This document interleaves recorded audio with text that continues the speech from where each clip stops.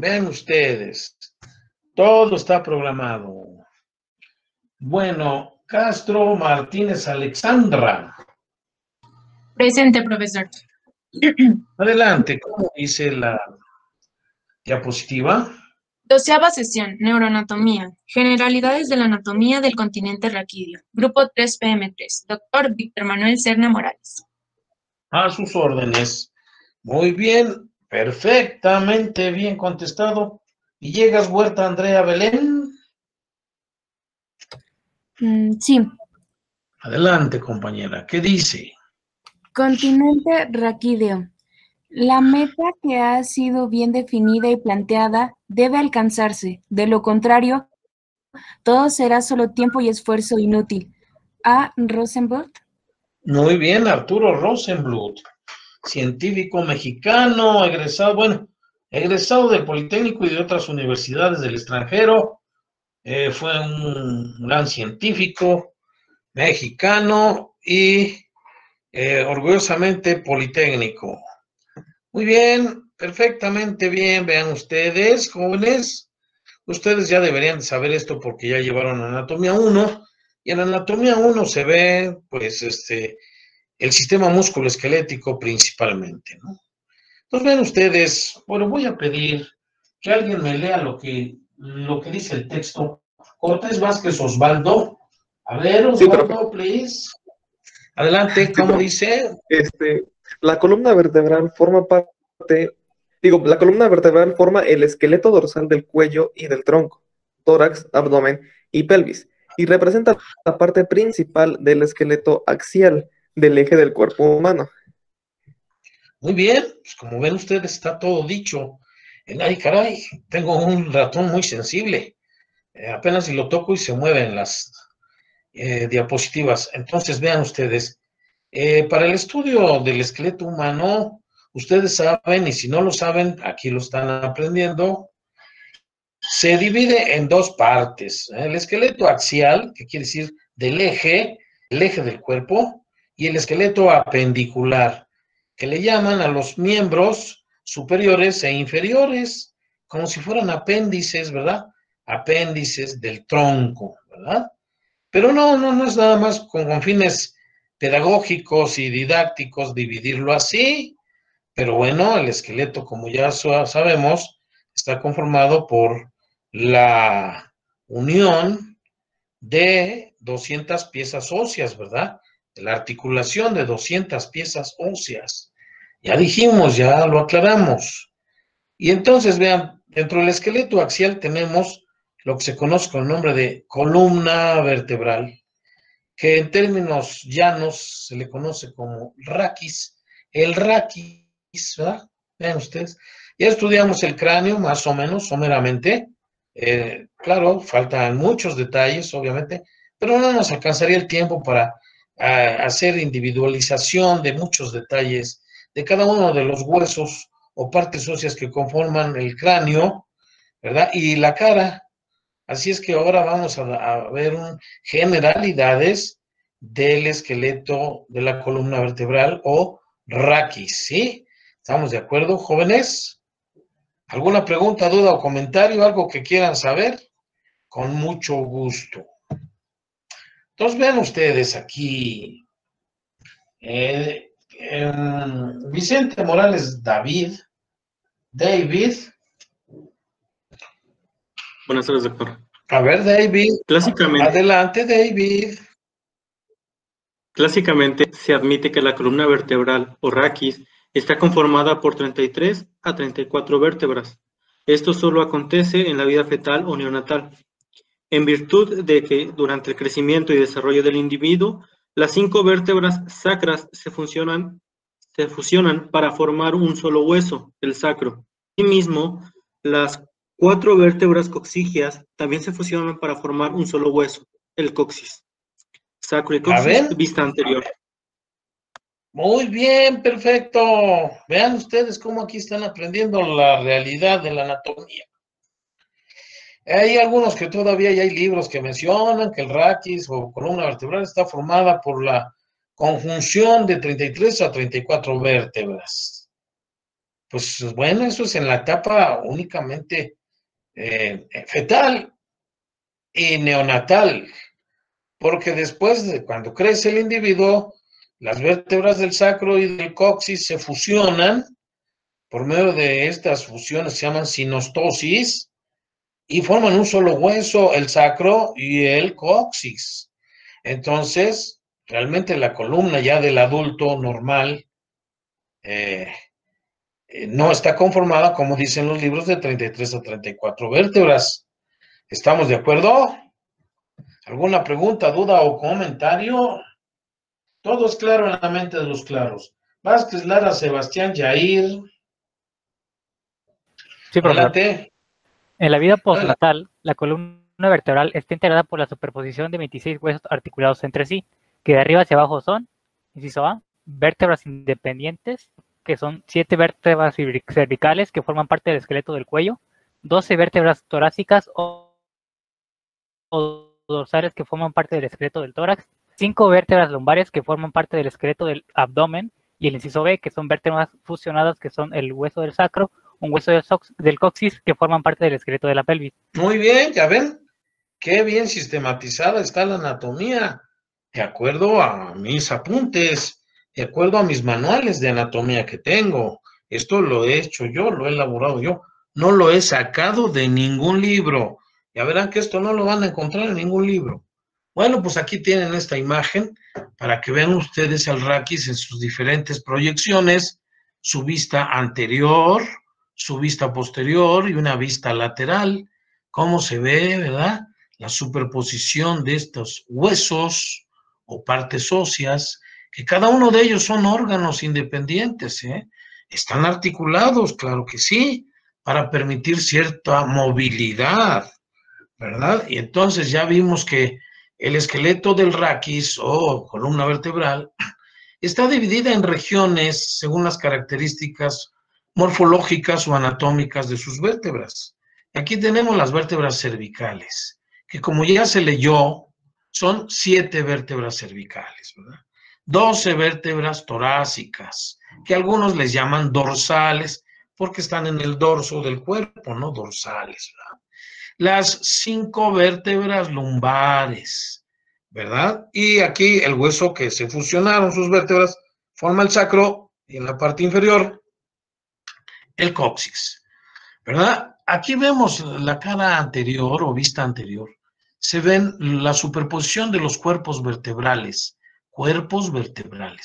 A los lados se ven las apófisis transversas, vean, se ven muy bien las apófisis transversas. En el sacro se ve una superficie cóncava, anfractuosa, irregular, y se ve la fusión de las vértebras, ¿verdad? Forman un solo hueso, y se ven las crestas sinostósicas, ¿verdad?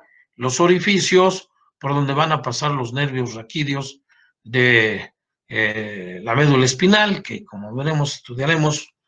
En cambio, en la vista dorsal estamos viendo la superposición de las apófisis espinosas o procesos espinosos de la columna vertebral, ¿no? Entonces, y a los lados 2 canaladuras, que les llaman las canaladuras o canales vertebrales, ¿verdad? En donde se van a alojar algunos músculos, que por eso les llaman los clásicos músculos de los canales vertebrales, y que a alguno se le ocurrió ponerle el nombre de masa común, la masa común, y que en los animales, pues se conoce como filete, ¿verdad? Que viene siendo el solomillo. El solomillo es el filete, vean ustedes. Aquí en el sacro se ve también la superposición y la fusión de sus apófisis espinosas de las vértebras sacras, pero como se fusionaron, bueno, pues nada más forman un solo hueso, ¿no? Entonces ven ustedes qué bien se ve su vista anterior, su vista posterior, y en su vista lateral, bueno, pues vemos aquí que no es completamente vertical, no forma una línea vertical, sino que está curvada, presenta curvaturas muy importantes y muy necesarias. También hay algunas curvaturas en sentido lateral, pero son menos pronunciadas, como ven, ¿verdad? Cuando se pronuncian mucho esas curvaturas, entonces hablamos de curvaturas patológicas o anormales, Bien, entonces ven ustedes aquí en la región cervical, tenemos una y con cavidad hacia atrás. Esto se llama hacia adelante lordosis, ¿verdad? Cuando la curvatura es hacia atrás, que la convexidad es hacia atrás, se llama gifosis. Vean aquí la columna torácica, o sea, la región torácica de la columna, o raquis es convexa hacia atrás y cóncava hacia adelante, ¿verdad? Entonces forma una cifosis, pero esta cifosis es normal, no es patológica. A nivel lumbar y en la unión con el sacro, hay también otra curvatura que es convexa hacia adelante, cóncava hacia atrás, que forma también una lordosis muy importante en la estética del cuerpo y en la mecánica del cuerpo. Y la unión del sacro con el coxis, es decir, la región sacrocoxigia, presenta una curvatura de convexidad dorsal o posterior y una concavidad anterior, que es también normal, ¿verdad? Entonces, vean ustedes, estas son curvaturas normales que presenta nuestra columna vertebral. Ahí la tenemos, precisamente esas curvaturas que son muy importantes para la estática y también la estética del tronco del cuerpo humano en general, de la salud esquelética en general, ¿no? Hay muchas patologías por desviaciones de estas columnas, ¿no? Cuando son verdaderamente anormales o patológicas. Y bueno, aquí tenemos ya las vértebras independientes, individualizadas, que cada una recibe un nombre específico. La primera vértebra se conoce con el nombre de Atlas, ¿verdad? Recordando aquel personaje mitológico de la mitología griega, el Atlas que carga el mundo sobre sus hombros, pues como el Atlas es la primera vértebra que se articula con los huesos del cráneo, principalmente con el occipital, ¿verdad? Forma la articulación occipito-atloidea, entonces se dice que está cargando el mundo. ¿Por qué? Porque cada cabeza es un mundo. Entonces, por eso le pusieron el nombre a la primera vértebra de Atlas. La segunda vértebra recibe el nombre de axis porque forma una especie de eje alrededor del cual, o en este eje gira, podemos girar la cabeza hacia un lado y hacia el otro, ¿verdad? Y por eso le pusieron el nombre de axis, que significa eje. La tercera vértebra es típica cervical, la cuarta típica, la quinta típica, pero la sexta ya no es típica. Es atípica porque presenta un tubérculo, que es el tubérculo de Chassaignac, que también conozco con el nombre de tubérculo carotidio, y es muy importante para identificar las vértebras, ¿no? La séptima también es una especie de vértebra atípica, porque su apófisis espinosa o proceso espinoso es más largo que las demás, y por eso se le llama la séptima prominente o vértebra prominente. Muy bien. Tenemos en las vértebras torácicas, que son 12, ¿verdad? Y se llaman, no tienen nombres específicos, especiales, sino que se llaman primera, segunda, tercera, cuarta, quinta, etcétera, hasta la 12ª vértebra torácica, ¿no? Entonces, tiene sus características propias regionales, como veremos más adelante, para poderlas identificar. Un buen médico que sabe anatomía y un buen antropólogo puede identificar qué tipo de vértebra es, qué número de vértebra es, en qué región se encuentra, etcétera, etcétera. El esqueleto da mucha información, sobre todo cuando se encuentran restos óseos, se puede identificar qué parte del esqueleto son, ¿no? Entonces vemos las 5 vértebras lumbares también no tienen nombres específicos propios, sino que se llaman de la primera a la quinta, primera, segunda, tercera, cuarta y quinta, y el sacro, pues es un solo hueso, y el coxis es un solo hueso, ¿no? Ya quedamos, ya están las piezas óseas articuladas entre sí, por medio de varios tipos de articulaciones, ¿verdad? Que son de varias clases, ¿verdad? Tenemos anfiartrosis, que articulan los cuerpos vertebrales, ¿no? Esa es una articulación semimóvil que permite una escasa capacidad de movimiento, ¿verdad? Son las articulaciones entre cuerpo y cuerpo de las vértebras de toda la columna vertebral.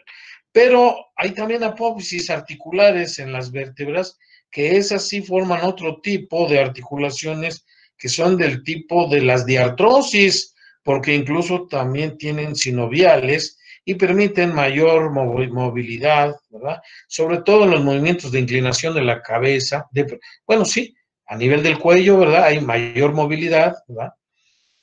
En general, la columna vertebral no permite amplios movimientos, sino que tiene flexión anterior o ventroflexión, flexión posterior o dorsiflexión, flexiones laterales hacia la derecha, hacia la izquierda, semirrotación, no puede rotar como otros miembros del cuerpo humano, segmentos o subsegmentos sí pueden presentar rotación, sino es una ligera semirrotación, ¿verdad?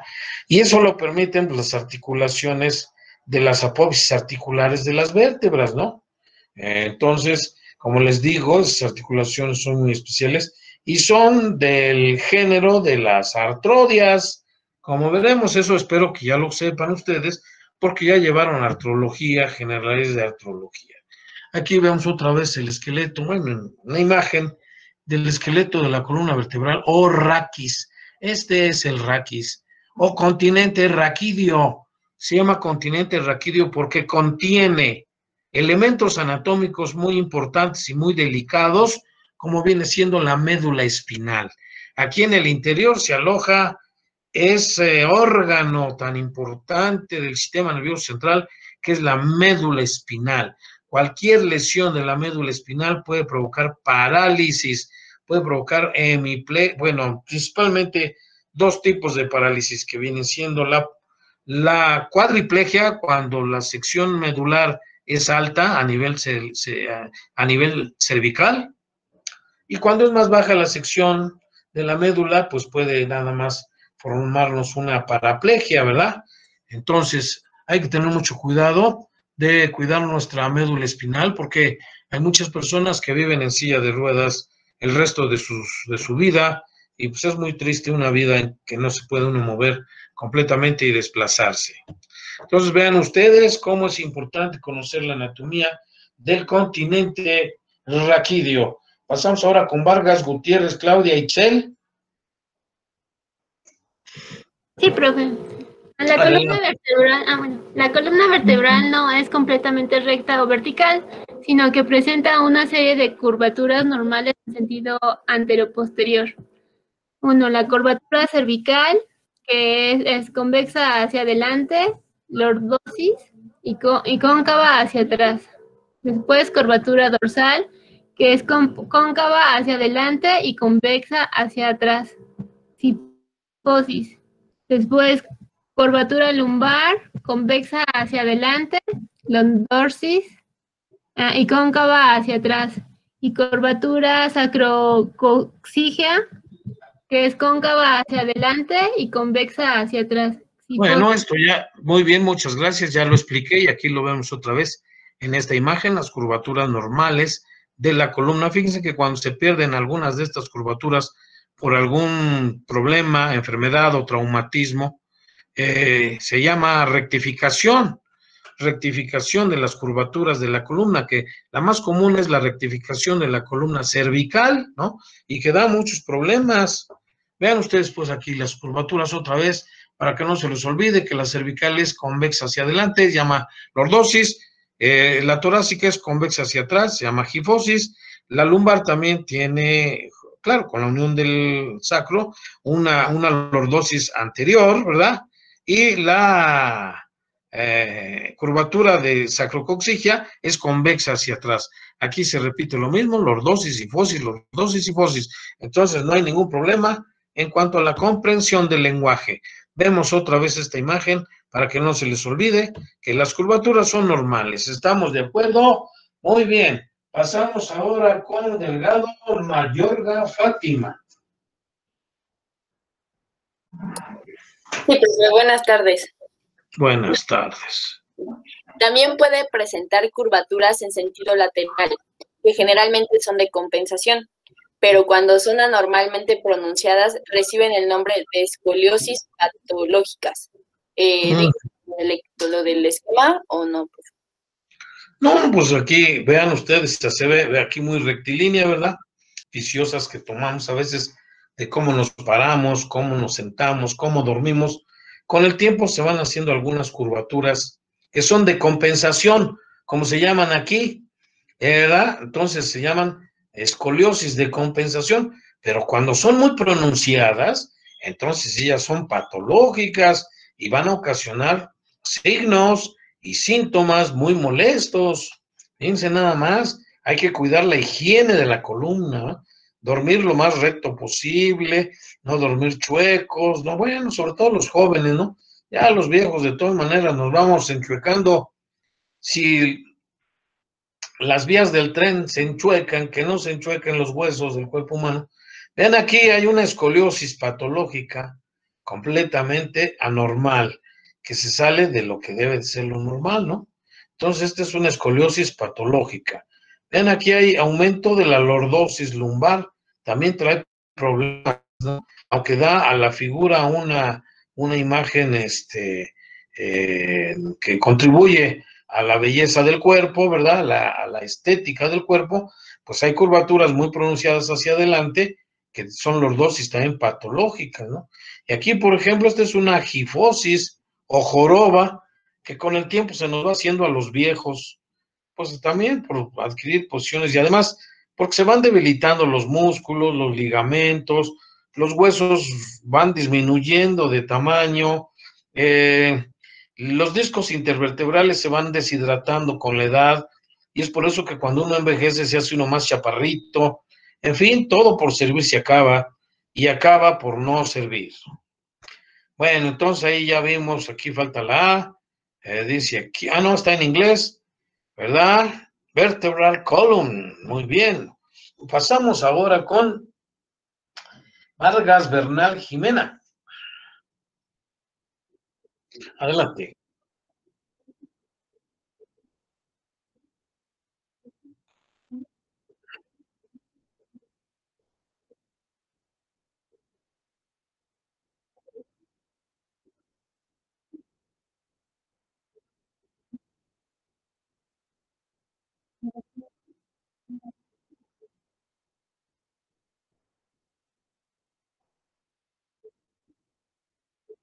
Perfecto. Todo esto lo vamos a ver enseguida. Miren, toda vértebra tipo está compuesta o formada por un cuerpo vertebral óseo, ¿verdad? Que bueno, esto ya lo vieron en histología, deben de saber que en la periferia hay una laminilla de hueso compacto, pero en el interior hay hueso esponjoso, ¿verdad?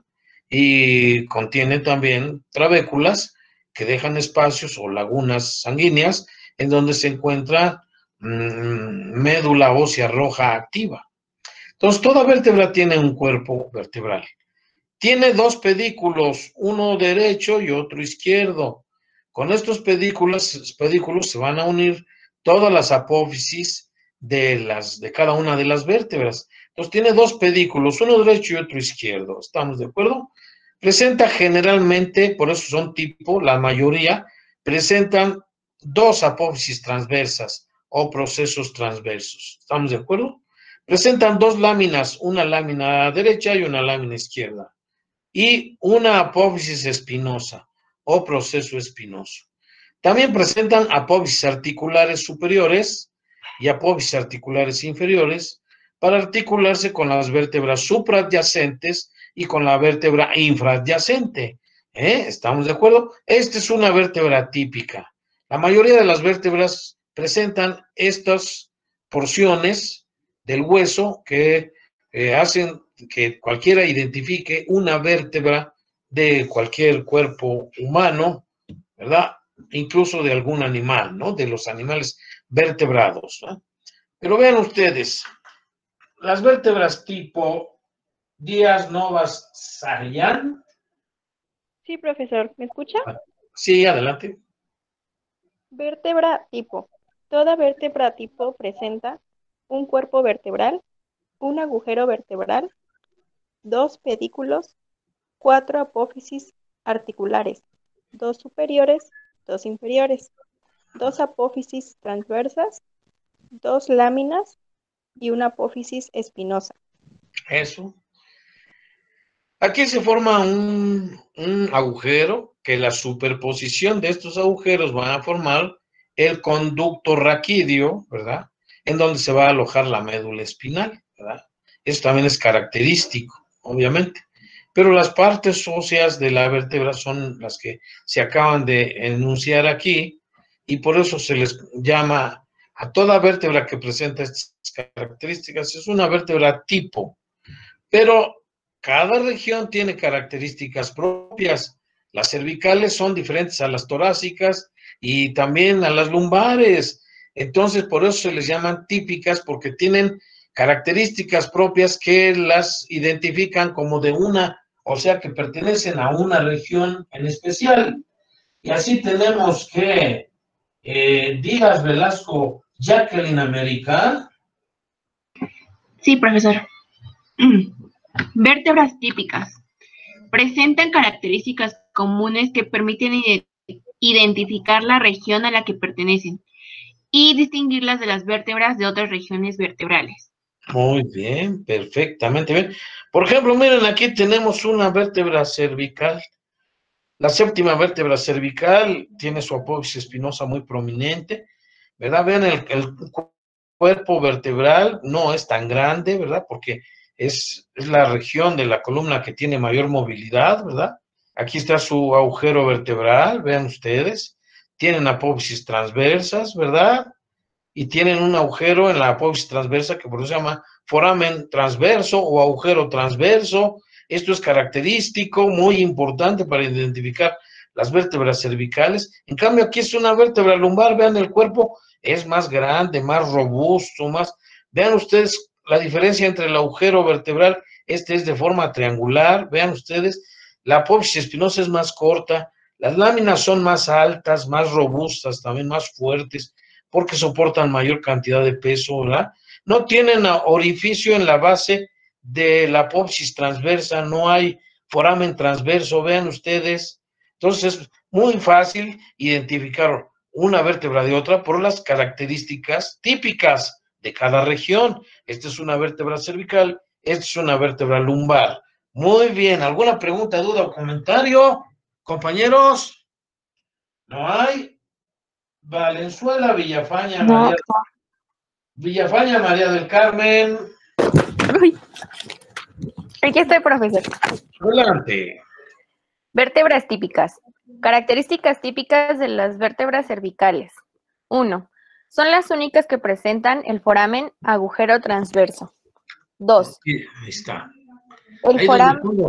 donde pongo el cursor, ahí estoy señalando lo que están leyendo. Adelante. 2. El foramen agujero vertebral es de forma triangular de base anterior de ángulos variados. Muy bien. 3. Adelante. 3. Apófisis espinosa relativamente corta, poco inclinada, bifurcada en su vértice, bituberculada, con excepción de la séptima vértebra cervical o prominente. Sí, la séptima tiene la apófisis espinosa más larguita, por eso se le llama prominente, ¿ve? Entonces son características de las vértebras cervicales, ¿no?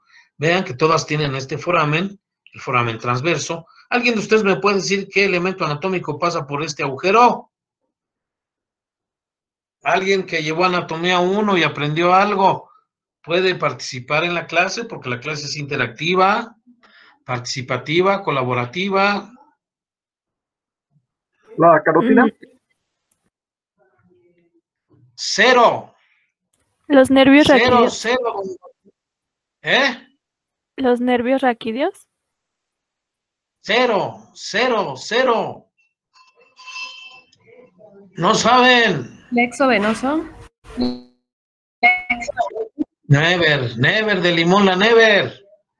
Muy bien, entonces continuamos. Ya me doy cuenta cómo vienen de allá de la anatomía.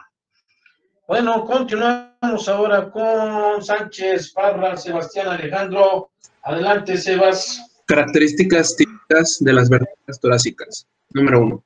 Son las únicas que presentan las carillas articulares para las costillas. Número 2, el foramen vertebral es ovalado y ligeramente más estrecho. Número 3, la apófisis espinosa más larga. Muy bien, vean aquí, las vértebras básicas van a presentar carillas articulares para las costillas o arcos costales. Estas apófisis no las presenta ninguna otra vértebra, ni las cervicales, ni las lumbares, mucho menos las sacras o las coxígeas. Entonces, vean, esto es característico para identificar una vértebra torácica que presente las carillas costales para cada una de las costillas que se van a articular con estas vértebras, ¿no? También la apófisis espinosa, también como es su orificio, etcétera, ¿verdad? Y no presentan, obviamente, el foramen transverso, que es exclusivo de las vértebras cervicales. Muy bien, vean ustedes, aquí tenemos, esta es una vértebra lumbar, esta es una vértebra torácica. Se ven las diferencias entre la forma y el tamaño del foramen o agujero vertebral, ¿verdad? Sus apófisis espinosas y transversas, estas tienen carillas costales, estas no tienen carillas costales. Entonces, vean ustedes, pues hay que saber anatomía para poder identificar y diferenciar las vértebras de unas de otras, ¿no? Vértebras típicas, ¿no? Las carillas, miren, aquí están las carillas costales para las costillas, ¿verdad? Aquí hay otra carilla costal en las apófisis transversas, porque aquí viene la cabeza de la costilla y forma estas dos articulaciones, tanto con el cuerpo vertebral como con la apófisis transversa, cosa que debieron haber visto en anatomía 1, pero bueno, pues aquí yo trato de remediar algunos detalles de su formación. Vamos a ver, Sánchez Martínez, Nayeli. Nelly. Ah, sí, perdón. Ay. Presente. Características típicas de las vértebras lumbares. 1. El cuerpo es más voluminoso. 2. El foramen vertebral es triangular de ángulos más estrechos. 3. La apófisis espinosa corta, cuadrilátera y horizontal. Muy bien. Esas son las principales características, ¿no? Pues no tiene foramen transverso, sus apófisis no son largas, su foramen es diferente a los otros, el cuerpo es más robusto, más resistente. Vean ustedes, qué importancia tiene saber anatomía humana, porque nos va a servir para muchas cosas, Bueno, aquí vean a dos vértebras lumbares, ¿verdad? Que viene siendo la cuarta vértebra y la quinta vértebra lumbar. Recuerden que nada más son 5, porque una vez me encontré un doctor que me estaba hablando de la sexta vértebra lumbar y le dije, ah, caray, pues esa no existe. Y me dio hasta pena decirle, ¿no? Pero pues, yo creo que no tenía bien fija su anatomía. Bueno, ahora vamos a ver vértebras atípicas. ¿Cuáles son estas vértebras atípicas? Escajera González, Juan Augusto. Sí, profe, aquí estoy, ¿me escucha? Adelante. Vértebras atípicas. Sí, te escucho bien. Vértebras atípicas presentan características individuales, exclusivas, que las diferencian de las demás vértebras de la misma región a la que pertenecen. Muy bien. Como ven ustedes, aquí estamos viendo la primera. Ay, caray, se me movió por el hecho de que nada más tomo el ratón y se cambia. Bueno, aquí está la primera vértebra cervical o atlas. Vean ustedes. ¿Qué le notan? A ver, alguien que me diga qué observa. Hay que también desarrollar la observación y sacar la deducción de uno mismo. No necesariamente todo lo tenemos que aprender de los libros o de lo que nos dice el profesor, sino que también nosotros podemos inferir cosas que pueden salir de nuestra mente. ¿Qué le notan a esta vértebra? ¿Por qué es atípica? ¿El cuerpo vertebral? ¿Mandé? En primer lugar, esta vértebra no tiene cuerpo vertebral. Vean, ¿dónde está el cuerpo vertebral? No hay cuerpo vertebral. Segundo, tampoco tiene apófisis espinosas. No tiene apófisis espinosa, vean, nada más tiene un tubérculo, ¿verdad? Y entonces, como no tiene cuerpo vertebral, está formado por dos arcos, un arco anterior y un arco posterior, ¿verdad? Y dos masas laterales, que así se llaman, dos masas laterales. En estas masas laterales vamos a encontrar la apófisis transversa, que sí tiene el foramen transverso, vean, el agujero transverso, ¿no? Y tiene aquí estos se llamaban superficies glenoideas, así se llamaban antiguamente, que son las carillas articulares para los cóndilos del occipital, ¿vean? ¿Verdad? Que tenían hasta como una forma de zapatilla o de zapato, ¿no? De suela de zapato, ¿no? En el arco anterior se presenta un tubérculo anterior y una carilla articular en la parte posterior o superficie posterior del arco anterior, que sirve para articularse con la apófisis odontoides del axis. Aquí estaría el proceso odontoideo del axis, que junto con el arco anterior formaría o representaría el cuerpo de la primera vértebra cervical, ¿no? Y acá, como no hay apófisis espinosa, tiene también un tubérculo que es el tubérculo posterior. Como ven, como esta es distinta a todas las demás vértebras, por eso es una vértebra atípica. Y como se articula con la cabeza, principalmente con el occipital, que es uno de los huesos del cráneo, pues entonces por eso le pusieron el nombre de Atlas. Primera vértebra cervical o Atlas. Muy bien. Vean ustedes, ahí se ve otra vez las características. Por eso estas son vértebras atípicas. Muy bien. Aquí está la segunda vértebra cervical, también es atípica, vean ustedes. Esta presenta una apófisis vertical, que viene siendo el diente o apófisis odontoides o proceso odontoideo del axis, ¿verdad? Carilla articular para el atlas, ¿verdad? Cuerpo vertebral, ya presenta un cuerpo vertebral, vean ustedes, ¿verdad? Entonces también tiene sus forámenes transversos, sus agujeros transversos, ¿verdad?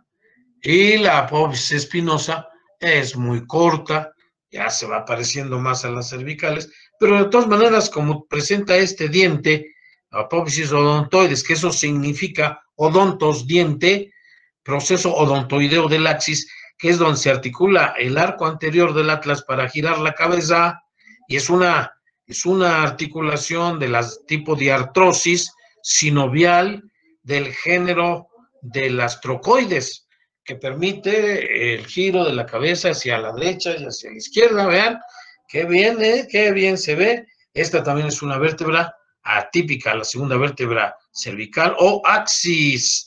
Perfecto. Otras vértebras que pueden considerarse la cuarta, ¿no? Porque la cuarta, su apófisis espinosa puede ser bituberculada, ¿verdad? O como algunos dicen, bífida, ¿verdad?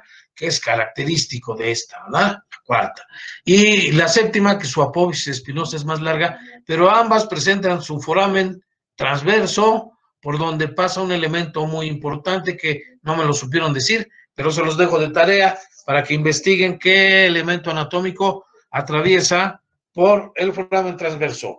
Muy bien, y aquí ven estas es la conjunción de las vértebras sacras, forman el sacro y el coxis, ¿no? Entonces, muy bien, estas no son vértebras atípicas.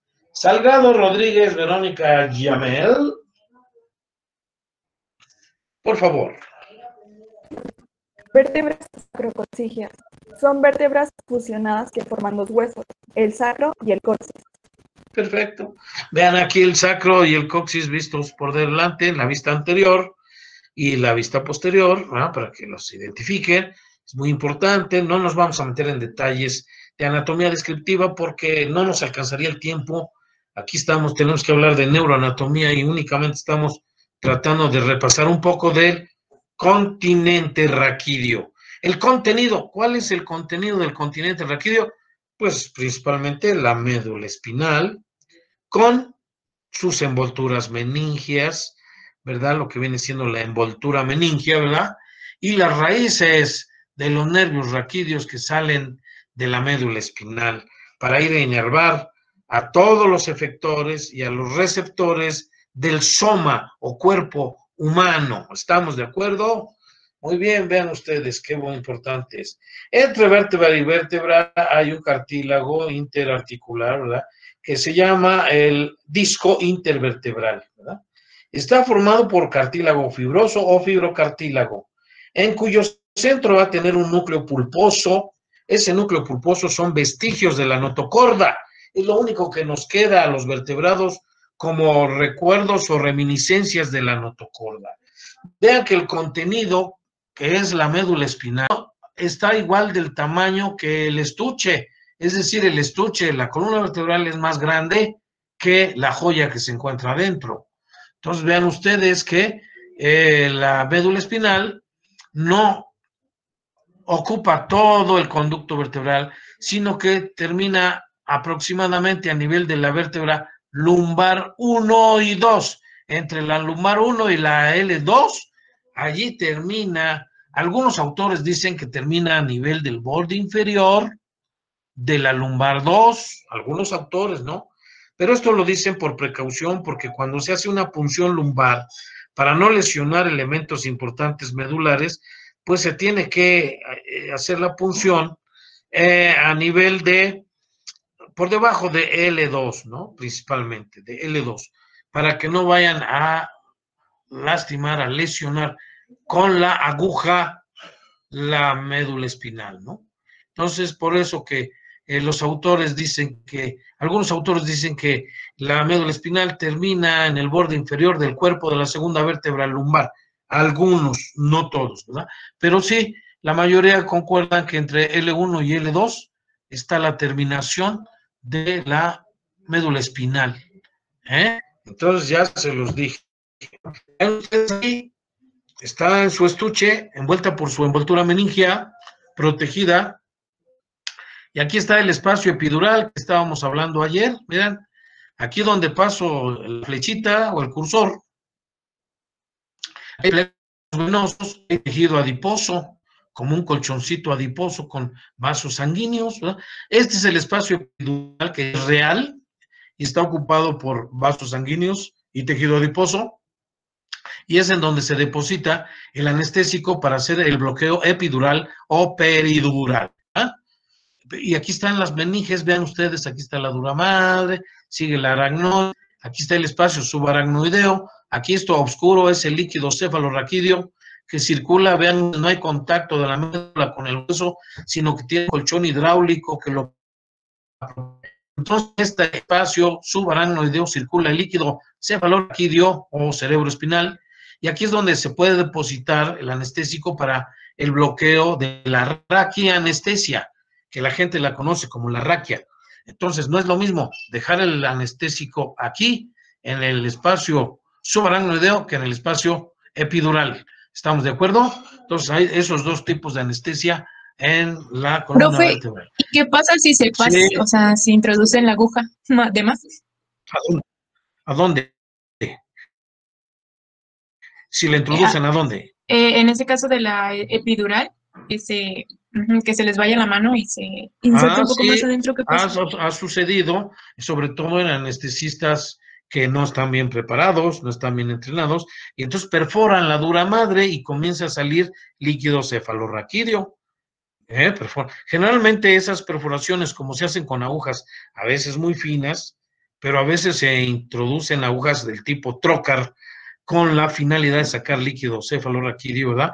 Hay una aguja que se llama aguja de Tuy, que esa es la que más se utiliza en anestesiología de la médula espinal, bueno, de la epidural, y entonces cuando se perfora, pues hay salida de líquido cefalorraquídeo, entonces tienen que retirar la aguja para depositar el líquido en el espacio epidural y no depositarlo en el espacio subaracnoideo, ¿no?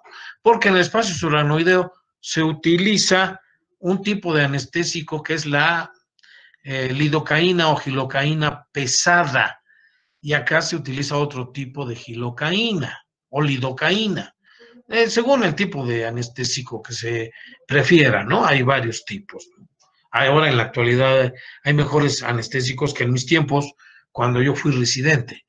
Entonces, sí puede haber perforación, y en ocasiones cuando esa perforación no se sella automáticamente, entonces el paciente puede referir dolor de cabeza, que le duele la cabeza, hay que ponerle un sello, hay que sellar, ¿verdad?, para que se cierre esa perforación, pero no hay ningún problema, ¿no? De hecho, cuando yo fui pasante en el Seguro Social, no sé por qué les gustaba a mí ponerme a a sacar líquido cefalorraquídeo de los niños recién nacidos con fines de estudio de laboratorio, o sea, niños enfermos que tenían meningitis, había que sacarle líquido o sea, hacer una punción lumbar, y yo tenía que meter la aguja hasta el espacio subaracnoideo, y afortunadamente siempre hasta me llegaron a felicitar, y el que hacía bien las punciones nos compraban un pastel ahí en el Seguro Social cuando yo estuve,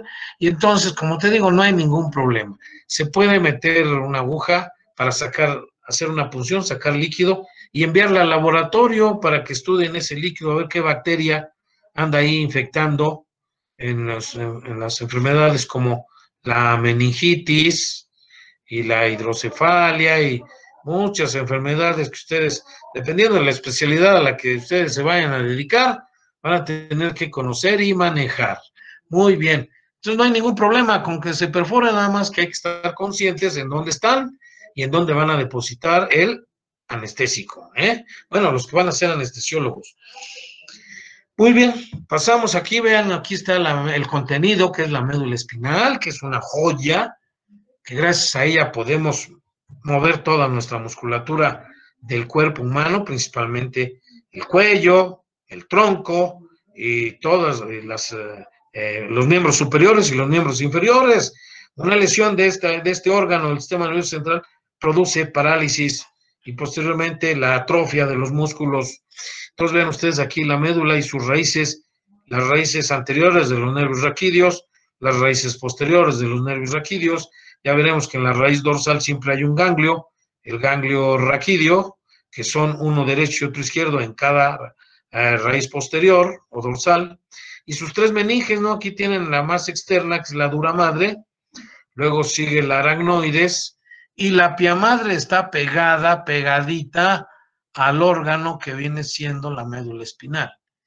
Y en el espacio subaracnoideo hay vasos sanguíneos, miren, hay arterias, aquí está la arteria espinal anterior, y hay venas, las venas espinales anteriores, dos derechas, dos izquierdas, en fin, vean ustedes, este es el contenido y como les decía, entre vértebra y vértebra se encuentra el disco intervertebral, que cuando se hernia, entonces se presentan las hernias discales. Está formado por fibrocartílago periférico y en el centro está el núcleo pulposo, que con el tiempo se va degenerando este núcleo, se va deshidratando y las personas nos hacemos más chaparritos y jorobados. Y cuando se puede salir este núcleo pulposo por alguna de las partes débiles del fibrocartílago, entonces se presentan las hernias discales. Las hernias discales que presentan patología y que hay personas que se tienen que operar para poder vivir sin dolor. Romero García Nayeli. Sí. Adelante. La columna vertebral o raquis es un sistema dinámico compuesto por elementos rígidos, las vértebras, elementos elásticos, los ligamentos y discos intervertebrales. Este sistema debe reunir las cualidades de la resistencia y elasticidad, ya que debe absorber las cargas que sobre ellas ejercen tanto los movimientos cotidianos como aquellos propios de ejercicios y deportes.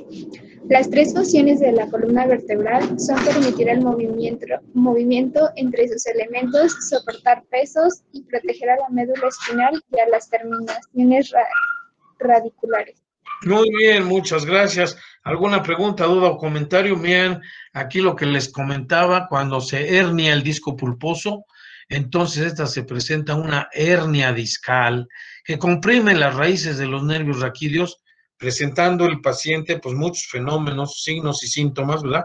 Como puede ser dolor, parestesias, hormigueo, entumecimiento, en fin, según el grado de compresión del nervio, ¿verdad? Pueden provocar incluso atrofia muscular si están comprimiendo las fibras motoras, si comprimen las fibras sensitivas, pues presentan dolor, parestesias, disestesias, etcétera, etcétera, y no se puede vivir con las hernias discales, sufren mucho las personas. Muy bien, entonces seguimos ahora con Fajardo Sarrabal Ariet. Sí. Entre los cuerpos vertebrales Entre los cuerpos vertebrales se hallan los discos intervertebrales. Estos en conjunto constituyen el 25% de la longitud de la columna vertebral. En edad avanzada, la deshidratación de los núcleos pulposos de los discos intervertebrales se del individuo. Además de sus atributos biomecánicos, la columna envuelve y protege a la médula espinal que está contenida en el conducto o canal raquídeo. Por ello, es una estructura vital para el soporte rígido y flexible a la vez en posición de pie y es esencial para la conservación de la postura durante el reposo y la locomoción. Muy bien, muchas gracias. ¿Alguna pregunta? Miren, aquí está otra vez representada una hernia discal que está comprimiendo las raíces de los nervios raquídeos y por lo tanto pues van a presentar síndromes dolorosos, se van a presentar muchas molestias. González Ortiz Samuel Aarón, adelante. Algunas consideraciones de relevancia clínica. 1. La columna vertebral integra una diversidad de estructuras que combinan la rigidez con la elasticidad y la estabilidad. 2. De 60 a 90% del peso de los discos intervertebrales está constituido por agua. 3. Una cuarta parte de la longitud de la columna vertebral sana se debe a los discos intervertebrales. 4. El anillo fibroso de los discos resiste más las fuerzas de cizallamiento, pero sí resiste las fuerzas de compresión. 5. Los cuerpos actúan como amortiguadores y la resistencia al movimiento la ejerce el arco posterior. 6. El cuerpo vertebral es naturalmente frágil en sus anchos. La zona más resistente de las vértebras es el vehículo. 7. Las tensiones son un riesgo para la columna vertebral y la base del dolor crónico regional. Muchas gracias. Vean ustedes, aquí tenemos esto ya es una gifosis patológica. Aquí ya hay una escoliosis, vean ustedes, ¿verdad? Aquí una escoliosis torácica, una escoliosis lumbar, y puede haber combinación de rotoescoliosis cuando hay rotación y desviación lateral, rotoescoliosis, etcétera, y esto pues son síndromes de la columna vertebral que van a ocasionar muchas molestias. Ramírez Quiroz Yara Dalila. Sí, doctor. Adelante. Más del 60% de las lesiones de la región lumbar se desarrollan con movimientos súbitos de torsión. 9. Se ha estimado que las mujeres tienen una menor resistencia para los movimientos de torsión. 10. La resistencia de la columna vertebral disminuye cuando existe asimetría de cualquier origen. 11. Los movimientos de compresión a través de la columna, jalar un objeto, incrementan entre 130 y 600% las fuerzas cinéticas de la región. 12. Se ha demostrado que las actividades asociadas a vibración corporal, tractores, compresoras, etc., inducen cambios degenerativos en los componentes vertebrales. 13. Todos y cada uno de los componentes de las estructuras dinámicas y elásticas pueden desarrollar patologías de cito específicas, grados variables de daño y expresarse con dolor desde leve hasta severo, desde agudo hasta crónico y con grados variables de discapacidad. Eso, muy bien. ¿Alguna pregunta, duda o comentario, jóvenes? Bueno, entonces, voy a dejar de presentar, ya terminamos aquí, miren, ya terminamos, como ya veo la hora que está ahorita y ya nada más queda el tiempo para, porque ya son las 4:10, entonces les voy a pedir, por favor, que preparen su tema, los que van ahorita a presentar, para que compartan su pantalla